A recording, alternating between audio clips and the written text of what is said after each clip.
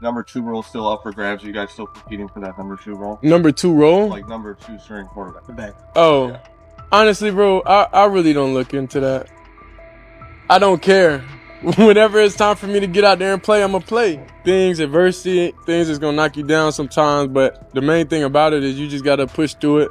There's a lot of people in this world that's going through stuff, but, you know, I'm playing for a lot more than just me. Yes. And will he kind of be the backup? Joe will start the game. Dylan will play second. Shedeur will play third. Shedeur Sanders is done with the chatter. After head coach Kevin Stefanski slotted him as the third-string quarterback behind Dylan Gabriel, he didn't blink. No panic, no backpedaling, just steady confidence. He made it clear he won't get caught up in labels or outside noise. Say what you want, but when the stage is brightest, he intends to be brighter. Sanders isn't wasting energy on distractions. He's locked in, focused, and ready to let his play speak for itself the moment he steps on the field. Whenever it's time for me to get out there and play, I'm going to play. Whenever it's time for the lights to come on, I'm going to do my thing. I'm not concerned about when it is. I'm not concerned about, you know, how many reps I'm getting at this point is what it is. Because I know when the lights come on, when everything going, when the pressure's on, you know who I am. Shedeur Sanders isn't losing sleep over Kevin Stefanski's depth chart or the situation around it. He's certain that when his number is called, the film will force a second look at every assumption. Practice rotations and outside noise aren't his focus. He trusts his preparation and what he brings to the position. The equation is simple. When the pressure is real and the lights are hot, he'll answer it and quiet the doubts. He's not chasing validation anywhere else. The field is where he'll do his talking. This isn't just a solo climb for him either. He views his supporters as part of the mission, not spectators on the sideline. He's navigated stretches like this before and found a way through, and that same mindset drives him now. Every window that opens, he plans to seize. The message doesn't change. The work never stopped, the standard hasn't moved, and he's ready to prove it again the moment opportunity meets preparation. The main thing about it is you just got to push through it. There's a lot of people in this world that's going through stuff, but, you know, I'm playing for a lot more than just me, you know, so regardless of pain, that's always how I've been, even in college, you know, so in high school and everything from when I was young, regardless of like physically, you know, if I don't feel my best, I still gotta go out there and execute with no excuses. Since landing in Cleveland, Shedeur Sanders says his perspective has shifted. Simply lacing up for practice each day feels like a gift he used to imagine, not live. He's embracing patience, fully prepared to wait his turn, and when that window opens, he intends to sprint through it. Until then, the plan is simple. Stack work, refine the details, and be over-prepared when the call comes. To critics, he doesn't frame this chapter as a setback at all. It's the runway. This is time to tighten footwork, sharpen reads, and stay mentally locked in for what's next. He's clear that when the moment arrives, he'll put the whole toolkit on display and let the tape answer the questions. The focus hasn't wavered, the workload hasn't eased, and the standard hasn't moved. When opportunity meets preparation, he intends to show exactly who he is and what he can do. I would say I learn life in a different perspective, you know, and that's why I come here. I'm happy. I always got good energy because, you know, I'm blessed to come out here. And he's backing it up. In his latest practice, Shedeur Sanders showed exactly what cooking looks like. He came out a touch sluggish while shaking off the last of the injury effects, then locked into rhythm. By the end, one throw stole the entire session, an eye-catching rip that reminded everyone he's trending back to full form. That single play said more than a soundbite ever could. It wasn't just 6 points. It was a snapshot of poise, placement, and field vision. The way he worked through the look, trusted his mechanics, and delivered on time matched the confidence he's been voicing. It was the kind of ball that makes coaches pause, teammates lean in, and critics pump the brakes. Sanders addressed Dylan Gabriel's recent comments with calm and maturity. Even after Gabriel clarified they weren't aimed directly at him, Shedeur said he didn't spend a second dwelling on it. He believes God gives him the steadiness to stay grounded and avoid reacting to every headline. The noise is irrelevant. his focus stays the same. Whatever's said, so be it. Still, his posture told you he understood the subtext. He carried himself like someone who knew the message had him in mind, and he turned it into quiet fuel. The composure wasn't about pretending nothing happened. It was about showing he's bigger than the back and forth. He knows the real answer won't come from a podium. It'll come when he steps between the lines and lets the tape speak. Honestly, I don't even think about nothing. I don't think about anything. If it's not words or anything, at this point, it can't do anything to me. I know, the God put the ability and the power within me to not even think about nobody else's comments, not care. It is what it is. I spoke with him. He said, nah, bro, that wasn't.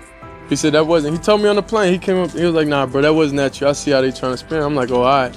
I'm not tripping, regardless of whatever it was. He's right to ignore most of it. Not every take deserves oxygen. There will always be bandwagon critics who pile on when things look rough and pivot the second momentum flips. The same voices throwing shots now will rush to celebrate him once he delivers. And you can bet Colin Cowherd will be near the front of that line. He's been all in on the skepticism around Shedeur Sanders lately, using every opening to question him. Cowherd praised Kevin Stefanski for elevating Dylan Gabriel to quarterback 2 and sliding Shedeur to 3rd, calling it the smart, low-risk move and proof of Stefanski's top-tier instincts. But it's hard to miss how quickly Cowherd writes Shedeur off, as if he's eager to see a miss before the kid gets a fair runway.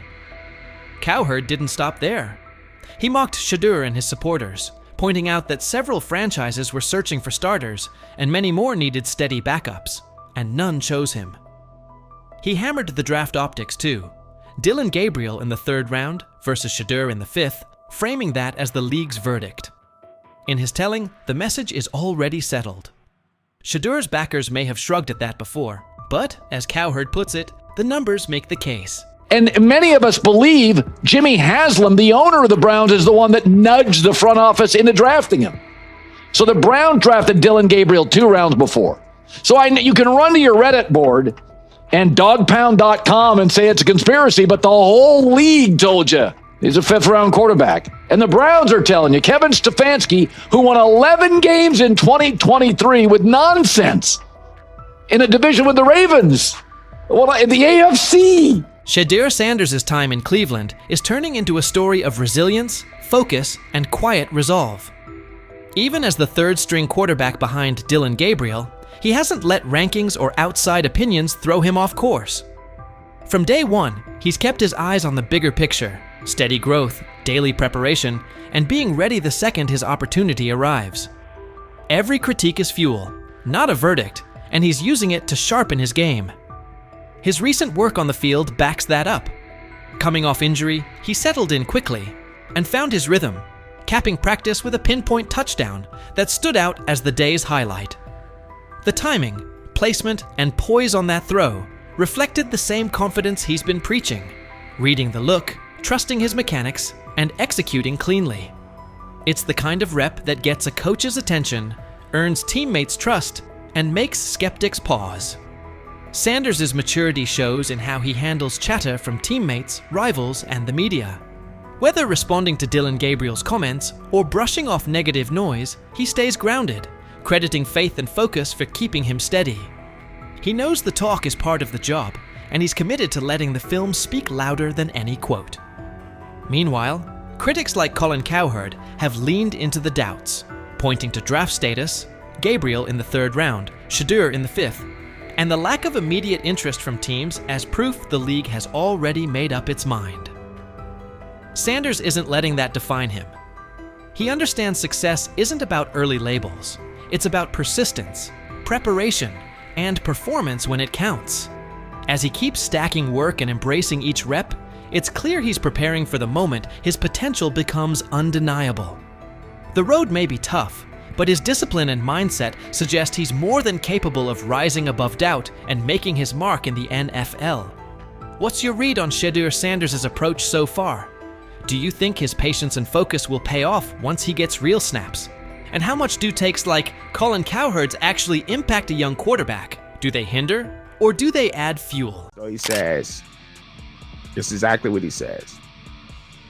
I'm told the footage of Shedeur Sanders meeting with the Giants is so bad that both the Browns and the Sanders family have threatened legal action if it is. What in the NFL is happening right now? The New York Giants just leaked a draft interview recording with Shedeur Sanders, and fans are completely freaking out. Did Shedeur take some shots? Did the Giants forget what the word confidential means? Or did someone accidentally hit reply all on something that was supposed to stay locked away? Get ready, because this roller coaster involves hot mics, bad takes, and a whole lot of drama. What happened with Shedeur on draft night to make him fall to the 5th round, and them talking about the Giants coming out with all that information talking about Shedeur did bad, bombed the interview, all that type stuff. We all know my last video when I talked about the interview tape about Shedeur did not get a playbook. The NY Giants, in true Stonewall fashion, dropped a carefully trimmed clip from their highly sought-after interview with Shedeur Sanders, then quickly locked everything else away like it was top-secret intel.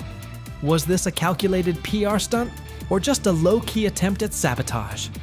Either way, the silence speaks louder than any official statement. Fans aren't buying this half-baked version of transparency, and they're definitely not ready to just bench him and move on.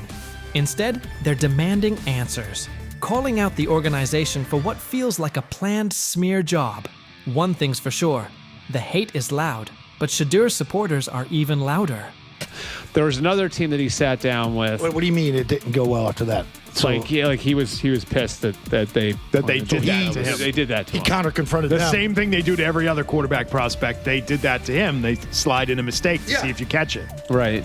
And so because you're the quarterback. But he didn't take it as a correction. He took it as like he got pissed off. Yeah, and it's like so here's another one. So another one was, he throws a bad interception, and it was a deep throw early in the game, and he comes back and they go in the meeting, they show the interception. Let's just call it like it is. The Giants have perfected the tease. They've basically turned "we've got more, but we're not sharing it" into a comedy act, and the joke's on them. It's like they're standing center stage, booing themselves. Oh, you want more? Too bad. We're guarding it like Grandma's secret lasagna recipe. Congrats, Giants. You've officially become the talk of TikTok, X, and even Aunt Barbara's Facebook. Yep, the holy trinity of online outrage. This whole thing screams drama, screams petty, and definitely screams PR disaster in a fitted cap. Just release the full tape before fans start pulling up to headquarters with pitchforks. And popcorn. GM is getting fired. The GM, who was that nigga that Jaden Daniels. The GM is on film that the nigga's son, the nigga asked his son last draft, yo, who you think I should pick? His son like, yo, you need to get the Jaden Daniels nigga, B. This is what his son, it's on tape. You should go Jaden Daniels. He laughing at his son. And all right, cool, get Jaden Daniels. I don't even know how that tape got out. I wouldn't have let the shit get out personally. Meanwhile, Shedeur, the latest poster boy for maybe the Giants don't like talent unless it's dressed in blue and red confetti, is soaking it all in like it's just another day at practice. And here's the best part of the irony. The Giants tried to label him as all hype, no substance, a paper tiger. But instead, they accidentally turned him into the hottest name being mentioned by every sports analyst out there. They tried to bury the story, but somehow ended up stamping it in bold. It's the classic case of ignoring a trending conversation for so long that sure, people get annoyed, but at the same time, they keep your name alive better than your own PR team ever could. It's funny. New York Giants, where these tapes at? You hear me? Because if Shedeur Sanders was so unprofessional, y'all would have leaked the tapes for the whole world could see, right? Because understand, it's a lot of he say, she say. But one thing I do know, as a young black man growing up in this world, being straightforward and not sugarcoat anything. Oh, this narrative is pure gold. Giants PR completely skipped subtlety and went straight to the "we don't like his dad" playbook. A move so awkward, it's like trying to dunk and ending up in a kiddie pool. You can almost picture them brainstorming it. Yeah, we're just not fans of QB families that aren't ours. Because nothing screams professionalism quite like having zero self-awareness. And the fan reactions? Absolutely priceless. That one little clip was all it took to set the internet on fire. Keyboards everywhere started lighting up. People are asking, why hide the good stuff? What are you trying to cover up? If there's really nothing to hide, why not just drop the full thing? And spoiler alert, they weren't whispering. Social media exploded faster than a New York City grill on Memorial Day weekend. Them out. Another moment. What they do during the film and the combine and the meetings is teams will install mistakes intentionally planted in the install, and they want you to catch them. Shedeur didn't, and when a coach called him out, once again, it didn't sit well. It's like, bro, there's not many teams needing quarterbacks, especially since Pittsburgh appears to have a deal with Aaron Rodgers and Tennessee's getting Cam Ward. So you're down to the Giants, who are not in. And that brings us to the next tasty slice of irony. By refusing to release the full interview, the New York Giants probably thought they were hurting Shedeur Sanders' image. But instead, they ended up throwing gasoline on the hype train. Rather than shutting things down, they made him look like the kid who grabbed the last cookie and somehow got blamed for taking the whole jar. Only difference? This kid's got cameras on him 24/7, and he's handling the heat like a seasoned pro. Now, every move he makes is being broken down, every throw studied like it's a presidential debate. Fans are calling it what it is. They've lied on Shedeur. Some say the Giants just don't like his dad, and honestly, that might be true. Maybe this whole thing was just a cheap shot at Deion Sanders by extension. But here's the plot twist. The harder they try to drag him down, the more interesting his story gets. The Giants accidentally turned Shedeur into a walking headline, a controversy in cleats. They tried planting doubt, but all they really did was create buzz. He's no longer just a top draft pick. He's now a symbol of resilience, a narrative goldmine, and living proof that real talent doesn't fold under pressure. It levels up. And at this point, even if the Giants wanted to, there's no turning off the spotlight. Okay, so probably the most fun yet the most difficult thing I cover and we cover all year long is not games. It's the NFL draft. Because I've said this many times, you get lied to for a month to 2 months up to it. And so often during the draft, and every few drafts, there's a guy that really falls, precipitously falls. This year it was Shedeur Sanders, it's been Aaron Rodgers, it's been Dan Marino. Every few years somebody falls a lot. And so, but those stories don't come out until like the fall and after. Let's not overlook the fact that the hate is so strong, you could bottle it up and sell it as radioactive cologne. You can practically watch it leaking out of Giants HQ like toxic sludge straight out of a bad superhero origin story. But here's the twist. Maybe that's their superpower. Maybe the New York Giants really believe they're cooking up some secret formula, a cocktail of manipulation and media spin. But here's the thing. Every bit of shade they throw at Shedeur Sanders only makes his story bigger. Every time they try to box him in as some overhyped diva or question his character, they accidentally hand him another viral moment. And now, he's the underdog hero rising through the smoke. Let's be real. This isn't just about football anymore. This is about narratives, control, and how the establishment absolutely loses it when they're no longer holding the pen. And the real kicker? They still won't release the full interview. You've got NFL fans, media heads, and entire Reddit threads all chanting, "Drop the tape." Like it's some long-lost Beatles album. Meanwhile, the Giants are just sitting there, staring into the void like nobody saw this mess coming. Now, I don't know if it ever gonna get leaked or not. The tapes, the New York Giants have the tape. They definitely have the tape. It's confirmation that they have the tape. Shedeur didn't do nothing. It's what they saying he did. I'm gonna tell you what these mixed reaction right here. So we already know about the New York Giants, but the Pittsburgh Steelers head coach Mike Tomlin reported Miles Sanders' talent, but hesitated to draft him due to previous challenges with quarterbacks like Russell Wilson and Justin Fields, leading to more cautious approach. Las Vegas Raiders. Sanders met with Raiders at the NFL scouting combine and expressed enthusiasm about potentially joining the team. His familiarity with the West Coast offense and quick release was noted positive, though concerns about his ceiling. I'm outraged, I'm sickened, and I'm saddened by the way Shedeur continues to be treated in the National Football League, now by those sorry-ass Browns and sorry-ass Kevin Stefanski. I understand in a situation like that, when it comes to the 3s and 4s that you're playing with that aren't going to be on the squad and not going to make the team, give your quarterback a chance. Okay, you know what? You know they can't hold up that long? Let's play quick game. Let's play quick game just to get Shedeur in the goddamn rhythm. But no, you come out, calling regular offensive plays. When they're at practice, Shedeur Sanders is not their priority.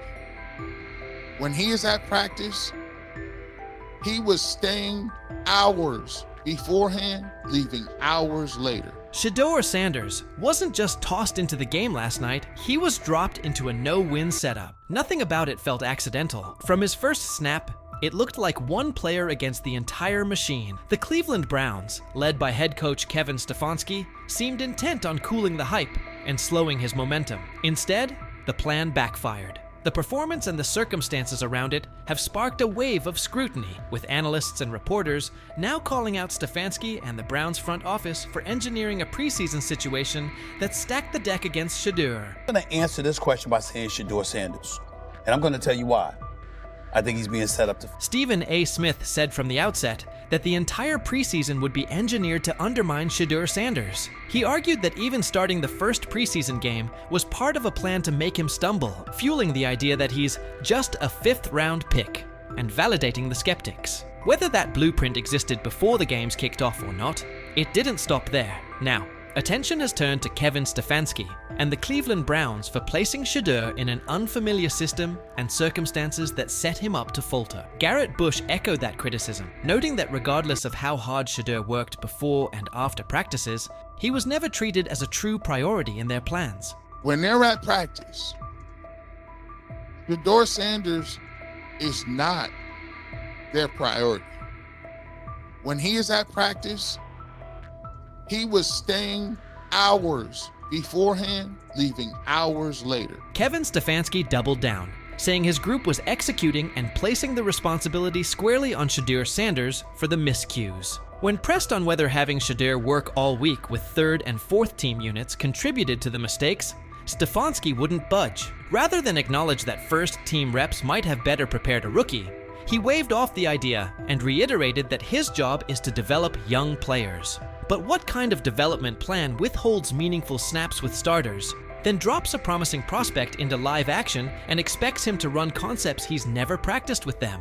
All of our players, Mary Kay, there's things that we can do better, and there's some good moments out there, but that's what our job as coaches, to develop. Skip Bayless weighed in as well, blasting the Cleveland Browns for their handling of Shedeur Sanders and calling it just about the worst approach imaginable. He said the issues fit a troubling pattern under Kevin Stefanski, with Sanders repeatedly mishandled instead of developed. In Bayless's view, this wasn't a one-off mistake.